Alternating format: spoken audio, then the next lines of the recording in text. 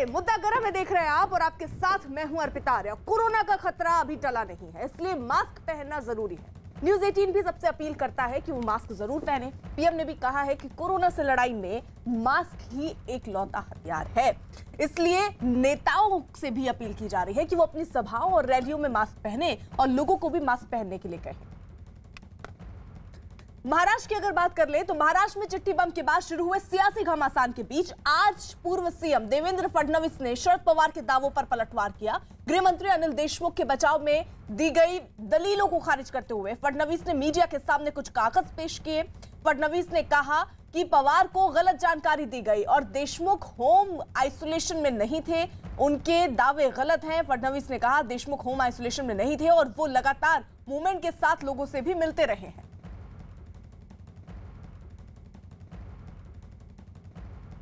गृह मंत्री जी का मैनिफेस्ट है। 15 तारीख को एक प्राइवेट जेट से वे मुंबई आ गए थे। उससे पहले उन्होंने प्रेस की, उस प्रेस का वीडियो तो कल ही मैंने जारी कर दिया था। और अगर हम देखेंगे तो 15 तारीख से वे अपने घर पर थे, लेकिन मेरे पास पुलिस विभाग के भी 2 मूवमेंट्स के कागज है। पुलिस विभाग में रोज मूवमेंट्स के बारे में कहा जाता है, बताया जाता है, उनका एक मैनिफेस्ट तैयार होता है मूवमेंट्स का। आप सभी ने, मैंने कल भी उसको ट्वीट भी किया था। उस पत्र में एसएमएस का एक या व्हाट्सएप जो भी होगा उसका उन्होंने एक सबूत दिया है, एक एविडेंस दिया है, और जिसमें बहुत स्पष्ट रूप से वो पूछते 16 मार्च को and what is the date of wages meeting with HM sir, और उसमें एसीपी पाटिल बोलते हैं yes sir but it is in the end of February. तो इसलिए मुझे लगता है कि कल आदरणीय पवार साहब को सही ब्रीफिंग नहीं दी गई थी। एक राष्ट्रीय नेता के मुंह से, और जो देश में जाने माने नेता माने जाते हैं, उनके मुंह से कल गलत बातें कहलवाई है। कुछ खास सहयोगी इस वक्त साथ हैं। मुंबई से विवेक गुप्ता हमारे साथ हैं, अभिषेक पांडे भी मुंबई से हमारे साथ हैं और दिल्ली से अब से थोड़ी देर में नीरज भी हमारे साथ शरद पवार के आवास के बाहर से जुड़ेंगे। जल्दी से पहले अभिषेक का रुख कर लेते हैं। और अभिषेक देखिए, सीधे सीधे यहाँ निशाना जो है वो अब शरद पवार पर भी साधा जा रहा है कि उनको सही जानकारी नहीं थी, और बाकायदा देवेंद्र फडणवीस तो ये भी कह रहे हैं कि उनके पास सबूत भी है कि 15 से 27 तक वो कहाँ थे और कितनी मीटिंग्स की उन्होंने। बिल्कुल, देवेंद्र फडणवीस का एक बड़ा आरोप है, क्योंकि लगातार शरद पवार जिस तरीके से डिफेंस कर रहे थे और उन्होंने कहा कि वो होम क्वारंटाइन थे, जबकि देवेंद्र फडणवीस ने आज जो सबूत पेश किए उसमें उन्होंने साफ कर दिया कि 2 मूवमेंट हुई है। एक 17 फरवरी की मूवमेंट है और दूसरी मूवमेंट है 24 फरवरी की। दोनों में मूवमेंट रिकॉर्ड हुई है। हालांकि उन्होंने ये दावा नहीं किया कि ये मूवमेंट कहाँ तक हुई, कैसे हुई, लेकिन जो मूवमेंट की बात कही गई है उसको हालांकि एनसीपी ने खारिज किया है।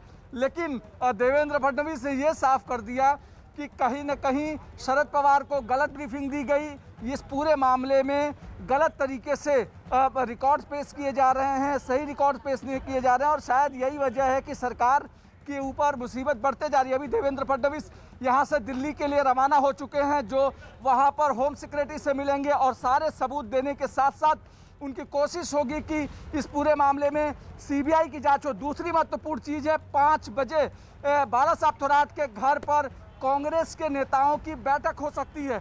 इस बैठक में कहीं न कहीं कांग्रेस अपनी भूमिका, अपनी रणनीति तय करेगी, क्योंकि जिस तरीके से सरकार की किरकिरी हो रही है, कहीं न कहीं कांग्रेस को पता है कि इस समय सरकार में बने रहने के लिए जरूरी है कि सरकार के साथ खड़े रहें या कांग्रेस का स्टैंड क्लियर हो। शायद सामने के 3-4 जो विधानसभाओं के चुनाव हैं उसको ध्यान में रखते हुए भी कांग्रेस अपनी रणनीति तय कर रही है। अभिषेक आप साथ देखिए, देवेंद्र फडणवीस के आरोपों पर एनसीपी की ओर से नवाब मलिक ने जवाब दिया और आरोपों को निराधार बताया। नवाब मलिक ने दावा किया कि देशमुख ने कोई दावा नहीं किया। सह्याद्री की मूवमेंट उनकी थी, मंत्रालय की मूवमेंट थी, लेकिन फिर वो कहीं ना कहीं अपने ही बातों को बचाव करते हुए कह रहे थे कि ऐसी मूवमेंट थी कि नहीं, लेकिन पुलिस रिकॉर्ड ये बोल रही है कोई भी मूवमेंट नहीं थी। अनिल देशमुख जी 15 तारीख से 27 तारीख तक होम क्वारंटाइन थे।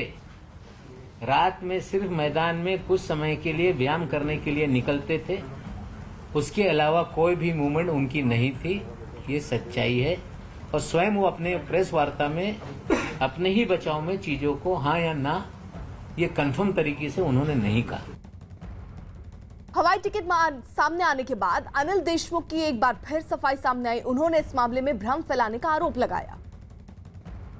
त्यानंतर 5 फेब्रुवारी ते 15 फेब्रुवारीपर्यंत मी नागपूरच्या एलेक्सिस हॉस्पिटलमध्ये भरती होतो।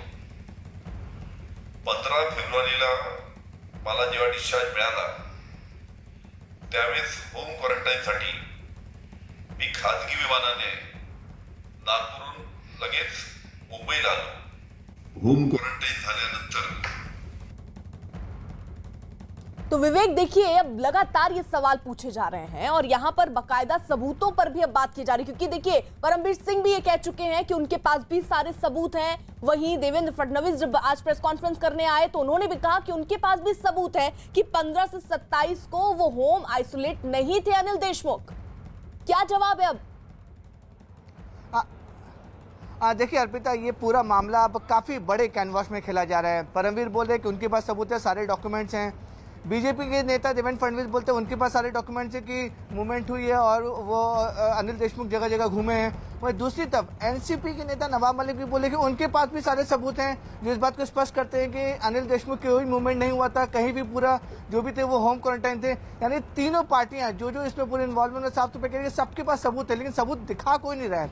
हालांकि बीजेपी नेता देवेंद्र फडणवीस बोला कि उनके पास 6.3 GB के फोन टेपिंग के सारे रिकॉर्ड्स हैं। उसका पलटवार करते हुए एनसीपी नेताओं ने कहा है कि फोन टेपिंग करना एक जुर्म है। बिना किसी परमिशन, एसीएस लेवल के अधिकारी की परमिशन के बिना फोन टेपिंग नहीं कर सकते। अगर देवेंद्र फडणवीस फोन टेपिंग को के पास उनके पास है, अगर वो होम सेक्रेटरी को दिखा रहे हैं तो कहीं ना कहीं ये पूरा गुनाह है और उनके ऊपर मामला भी दर्ज होना चाहिए। देखिए पूरे मामले को अब जो बीजेपी है एक बड़ा मुद्दा बनाकर खेल रही है ताकि वो महाविकास अघाड़ी सरकार को कमजोर कर सके। वहीं दूसरी तरफ महाविकास अघाड़ी सरकार का साफ तौर पर कहना है कि अगर उनके पास कोई सबूत है तो सामने ला के दिखाएं। और उन्हें एनसीपी के नेता नवाब मलिक ने, जो कैबिनेट मंत्री भी हैं, उन्होंने साफ कह दिया है कि जो आरोप, जो बातें देवेंद्र फडणवीस कह रहे हैं अनिल देशमुख के बारे में और फोन टेपिंग के बारे में बेबुनियाद और पूरी तरीके से झूठी हैं।